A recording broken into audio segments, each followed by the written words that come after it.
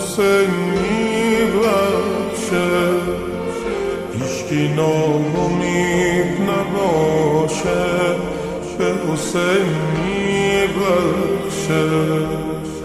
وعده دادن به وفاشه، به حسین میبخشه.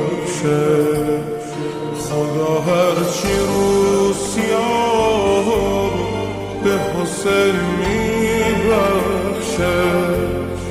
من افتاده به چاه به حسین میبخشه.